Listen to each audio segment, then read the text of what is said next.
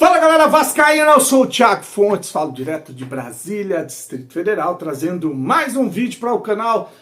Vamos bater um papo, vamos trocar uma ideia, atualizações sobre tudo que tá pegando no Vasco. Antes vou pedir aquela moral, o joinha, o like, o hype. Teve gente me perguntando que diabo é isso de hype. Hype é assim, antes de você entrar nos comentários, você puxa pro lado, vai aparecer lá.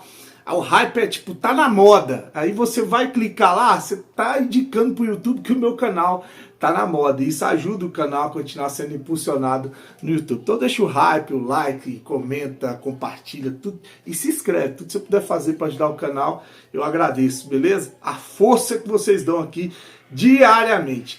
Bom, eu vou começar esse vídeo trazendo um trecho de um corte que eu vi de uma entrevista do VP Felipe Carregal, que é o VP jurídico do Vasco, lá no canal do Fábio Azevedo. E aí, cara, primeiro um trecho, não vou nem trazer esse trecho não, que eu não tenho, mas eu vi um trecho, que perdeu nos grupos da vida por aí ou na internet, que eles falam sobre o Salgado, que o Salgado ainda ele é muito responsável, ele tipo assim, falando em punição, né, alguém vai ser responsabilizado pela venda do Vasco para 777, aí ele fala, né, dos movimentos lá, as comissões que estão investigando a venda do Vasco dentro do Conselho Deliberativo, e que ele acha que o Salgado, ele simplesmente errou como gestor, mas que ele não foi um cara que entrou com má intenção, não foi um cara que entrou para lesar o Vasco, que às vezes ele sofre críticas mais pesado do que deveria. Leva para casa, filho, tá com dó, leva para casa. E o problema não é só o Salgado. O Salgado tinha uma grana para receber do Vasco, né? Para mim acho que já era um escândalo ele entrar sendo credor do Vasco para ser presidente, porque, enfim, vou falar do Salgado, depois eu vou falar da gestão Pedrinho. O Salgado entrou e a primeira coisa que ele fez, e o Vasco, um turbilhão de problemas para cair para a segunda divisão, uma semana que brigava, jogava contra o Fortaleza, adversário direto, foi aquela entrevista que ele deu dizendo que ia se pagar. Só por aí você tira o que foi a gestão Salgado. Foi ele entrar no meio de pegar o Vasco fora da zona de rebaixamento, com um jogo a menos, e tumultuar mais ainda o clube, dizendo que ia se pagar primeiro, né?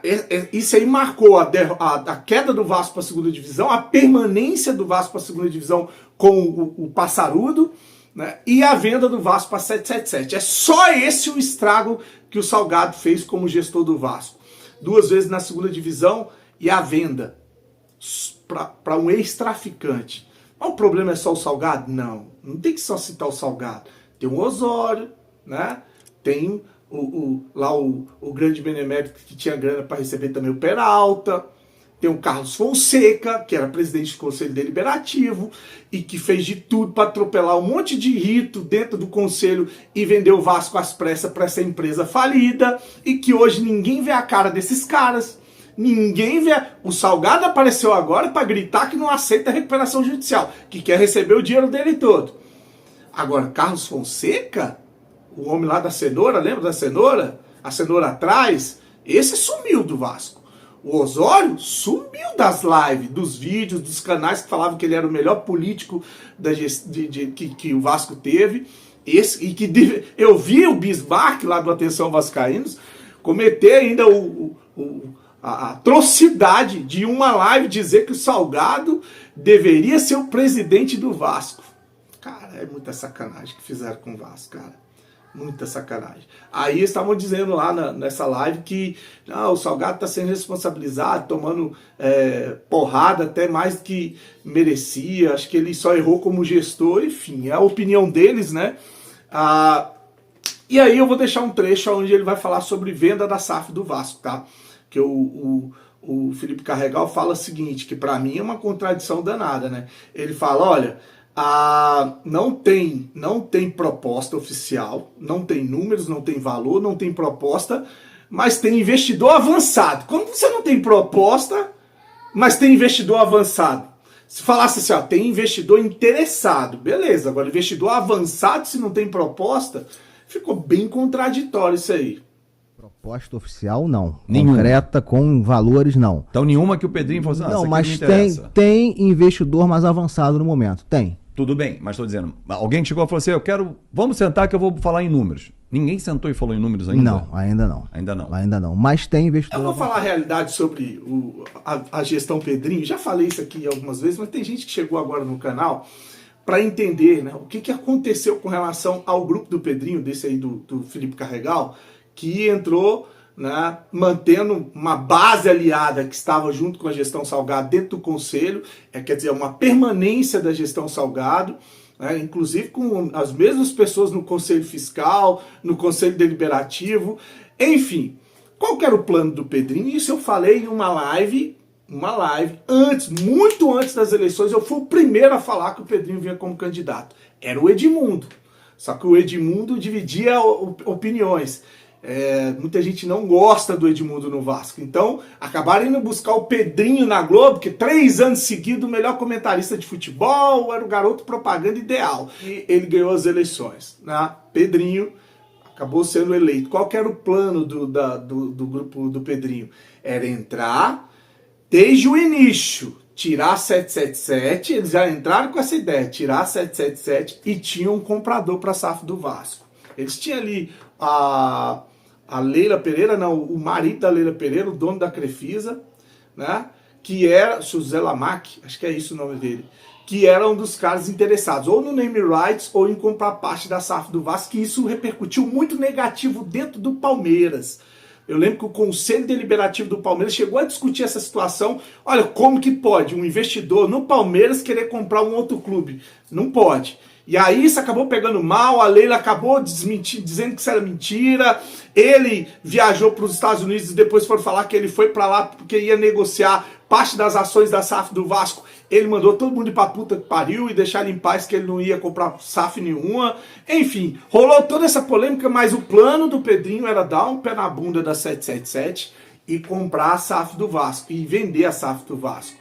Só que quando ele teve que entrar na justiça, porque a 777 estava ruindo, falindo, tiveram que entrar com uma ação para poder blindar o Vasco de penhoras e retomar a SAF do Vasco, ele, entrando na justiça, inviabilizou uma venda. Porque agora o trem está embaçado. Tanto na Fundação Getúlio Vargas, que é a arbitragem, que vai decidir quem vai ser dono dos 39% que não foi pago pela 777 e não pertencem ao Vasco mais. Então o Vasco tem 30%, a 777 tem 31% e tem esses 39% que vai ser julgado na arbitragem. Os 31% que estão com a 777, que foi leiloado agora para a EICAP, esses 31% o Vasco vai tentar na justiça através de alegação de gestão temerária, onde eles aumentaram a dívida do Vasco. Inclusive soltaram um balanço aí agora. O Pedrinho deu uma entrevista dizendo que estão operando em superávit, que a 777 deixou... Depois eu vou trazer mais detalhes dessa entrevista que ele deu, falando de um balanço financeiro do Vasco, mas o balanço mesmo que era para apresentar no Vasco, até hoje não apresentaram, né? Apresentaram aquele balanço de papel de pão sem ser auditado e sem assinatura do Conselho Fiscal. Isso aí é a gestão profissional do futuro que esses caras prometeram para o Vasco, né? Então, voltando aqui, o fato deles terem entrado na justiça e ter agora esse julgamento na Fundação Getúlio Vargas e a situação envolvendo a 777 e a EICAP nos Estados Unidos, acabou travando qualquer tipo de negócio. O Vasco não pode ser vendido porque as ações estão fragmentadas e existe um imbróglio na justiça. Eu falei isso aqui desde o ano passado, enquanto esses jornalistas que agora estão dando entrevista, falando com muita popa, não estou falando só do Fábio Azevedo não, né? Tô falando de todos eles, e youtubers botavam na capa que o grego ia comprar o Vasco, o Marinax, o bilionário, o italiano, um grupo americano, todo mundo ia comprar o Vasco. De novembro para dezembro, para janeiro, foi só capa maravilhosa, de muita grana, de investidor comprando o Vasco, e eu... para um otário que veio aqui dizer que você gosta de surfar na onda, eu fui o otário que ficou falando em lives, em vídeos. Isso tudo é conversa fiada. Vai passar dezembro, vai passar janeiro, vai passar fevereiro, março, maio, abril, junho, e o Vasco não vai ser vendido. E o que aconteceu? O Vasco não foi vendido. A ponto de canais que falam que são contra a gestão do Pedrinho, que são oposição, me detonar que, olha, tá dizendo que não pode ser vendido, ele tá trazendo uma inverdade, tá prestando um desserviço. Cara, isso é tudo que a gente tá cansado de ver no Vasco, né? Cansado. Então o plano sempre foi esse. Foi entrar, dar um pé na bunda da 777 e vender. Como o trem embaçou na justiça, não conseguiram mais vender. E agora, com a entrevista do Felipe Carregal, fica claro, né? Essa contradição. Tem proposta oficial, mas não tem proposta oficial e tem investidor avançado. Eles não querem vender o Vasco. Eles sabem que fechou um contrato agora para receber em 5 anos 1 bilhão e 200 milhões de reais de televisão. 1 bilhão e 200 milhões de reais. Vai fechar o contrato com a Nike aqui agora. Vai receber mais de 40 milhões por ano. Com a Nike. Tem o da Betfair, que é uma grana também. Tem plano de sócio, tem venda de jogador, premiação, participação de Copa do Brasil, Sul-Americana, Campeonato Brasileiro. Não vão vender o Vasco, cara. Esquece. Até porque o ano que vem é ano de eleição. Você já viu o Alain Melanciano, que é o presidente da Assembleia Geral, indo lá no canal lá do outro jornalista, o Leonardo Baran, para dizer que já estão pensando em reeleição do Pedrinho. E o que vai ser a reeleição do Pedrinho? Justamente a permanência e o início da reforma de São Januário. Não vão vender o Vasco. Esquece. Esquece que esse não é o plano. Era o plano, não é mais. Agora eles sabem que tem muita grana para entrar no Vasco e o negócio não tem esse papo de investidor que está avançado para comprar o Vasco. Acredita quem quiser acreditar, tá bom? Agora vamos avançar aqui, porque já acabou, que o vídeo ficou longo, mas vamos lá. O Palco do Esporte trouxe a informação que o Palmeiras está interessado na contratação do Gabriel Peck. Garoto da base do Vasco, está jogando lá no Los Angeles Galaxy, na MLS. Né? Você imagina o Palmeiras com o Paulinho na ponta esquerda e o Peck na ponta direita. E pensar que os vascaínos não queriam eles no Vasco. E a grana que eles valem hoje, né? E tem o outro lá também, aquele que foi para que o Vasco alugava o CT do pai dele, que foi xingado pra caramba também, que saiu, e agora o Flamengo tava tentando contratar o Evander, né, o meia Evander, só a molecada do Vasco que se valorizou e que hoje não volta de jeito nenhum pro Vasco, que vale muita grana. Enfim, atacante, o Gabriel Peck, ele tá com 24 anos e foi um dos destaques da MLS no ano passado. Então tá aí o Palmeiras interessado na é uma notícia do Palco do Esporte, tá? Falando em cria, o cria Arthur Salles, que jogou agora o Mundial pelo Mamelodi, lá, aquele time sul-africano, que empatou com o Fluminense.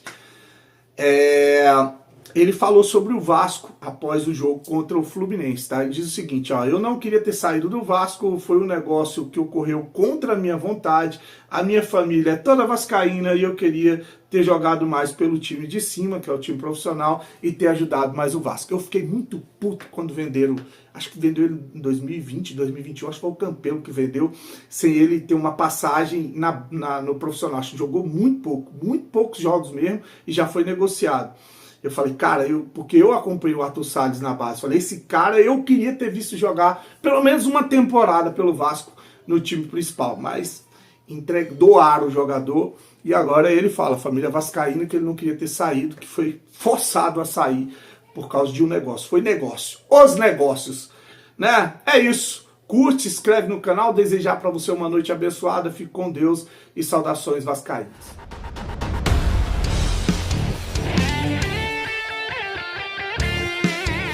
Vascaíno do Cerrado.